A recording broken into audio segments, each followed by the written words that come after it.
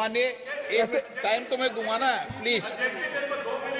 मान्यवर, मैंने कहा उनको मैं जवाब सवाल पूछने दूंगा, वो क्यों इतने विचलित हो रहे हैं? मेरे पास भी 7 प्रेसिडेंशियल नोटिफिकेशन, उन 6 प्रेसिडेंशियल नोटिफिकेशन की जो लैंग्वेज है वो एक है और जम्मू कश्मीर के प्रेसिडेंशियल नोटिफिकेशन की लैंग्वेज अलग है। मैं आपको अभी डेमोन्स्ट्रेट कर सकता हूं, मैं अभी पढ़ के सुनाता हूं, मैं अभी पढ़ के सुनाता हूं। एक बहस ही नहीं है, लैंग्वेज क्या है इस बहस इस पर है कि अनुच्छेद 3 के परंतु को जिसमें असेंबली का पावर यहां पर आता है, इसको निलंबित किया गया है या नहीं गया? एक लिमिटेड क्वेश्चन पर हम है, कहां ये बात ही खड़ी होती है? मंत्री जी, नो। माननीय अध्यक्ष जी, मुझे संरक्षण दीजिए, ऐसे नहीं हो सकता बिल का जवाब। नो माननीय गृह मंत्री जी, आपका रिकॉर्ड भी नहीं जा रहा है, इसलिए माननीय गृह मंत्री जी। मान्यवर, आप प्लीज मुझे व्यवस्था दीजिए, ऐसे बिल का जवाब नहीं दिया जा सकता, ऐसे महत्वपूर्ण बिल का। एक मिनट। नो माननीय, मैंने आपको कहा आपको सवाल पूछने का मौका दूंगा, प्लीज माननीय गृह मंत्री जी।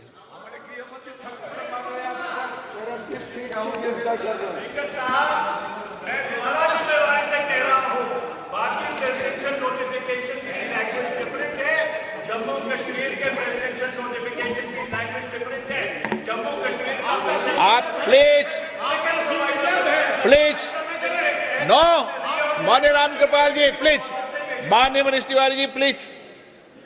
मान्यवर, ढेर सारे सदस्यों ने जम्मू कश्मीर में आतंकवाद की चिंता का जिक्र किया, वो चिंतित भी थे, अच्छी बात है, चिंता हो रही है, होनी भी चाहिए, सभी को होनी चाहिए।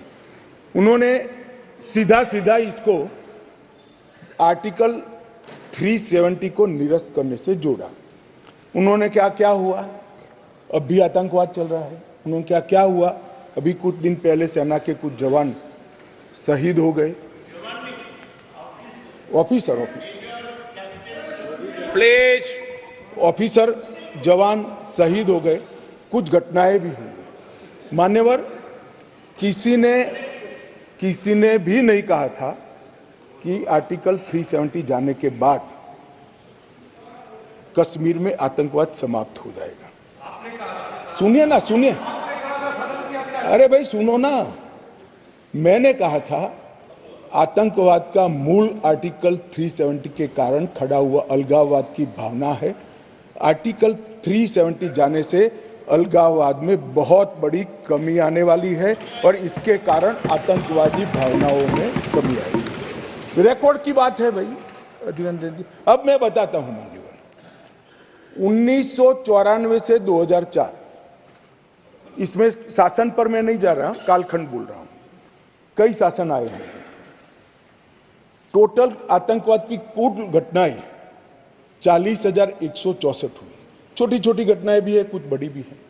2004 से 14 मनमोहन सिंह सोनिया जी के शासन का समय, आतंकवाद की घटनाएं 7,217 हुई, 7,270।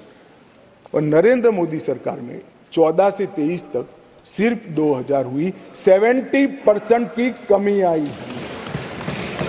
और मैं थोड़ा और एक्सप्लेन करना मांगता हूं कि ये जो 2,197 आई है, इसमें से एक घटना का जिक्र है, 65% घटनाएं पुलिस की गई कार्यवाही के कारण अकर हुई है।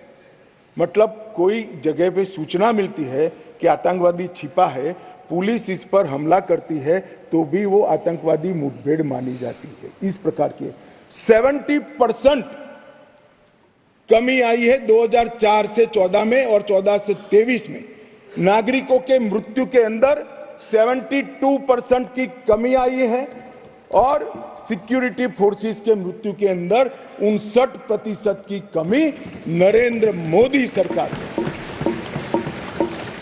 इसलिए मैं कहता हूं, मैं ठीक ही कहता था, अलगाववाद की भावना का मूल, उसका उद्भव स्थान आर्टिकल 370 है, वो जाएगा, अलगाववाद की भावना भी over a period of time खत्म होगी और आतंकवाद भी खत्म।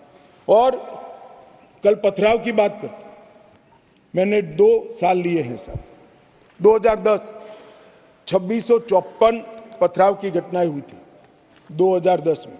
2023 में 0, एक भी पथराववाद नहीं।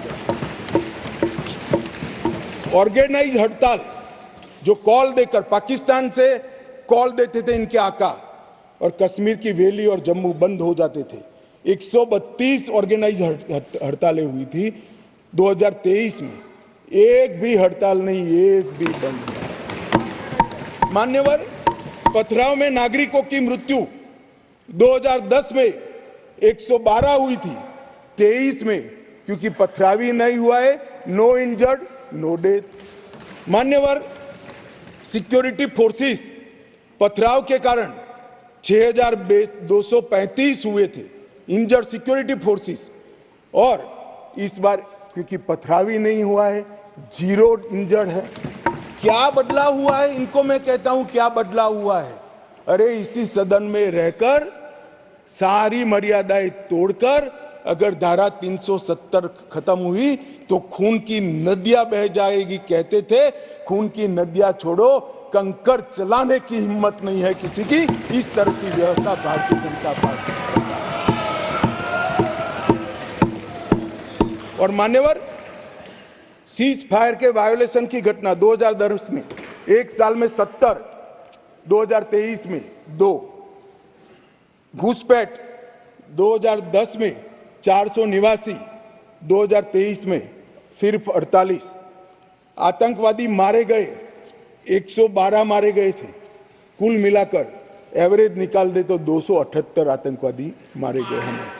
मान्यवर, वापिस लौट गए, पहले 18 वापिस लौटे थे, अब 281 वापिस लौट गए हैं। पाकिस्तान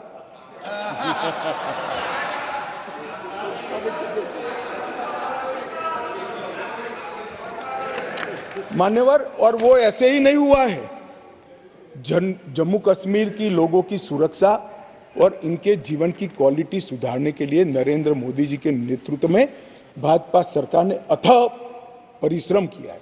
मान्यवर, गृह मंत्रालय हर माह यहाँ पर सिक्योरिटी रिव्यू करता है और हर 3 माह में मैं वहाँ जाकर सिक्योरिटी रिव्यू करता हूँ। मान्यवर, एक 0 टेरर प्लान बनाया गया है जिसको हमने इम्प्लीमेंटेशन में लाया है।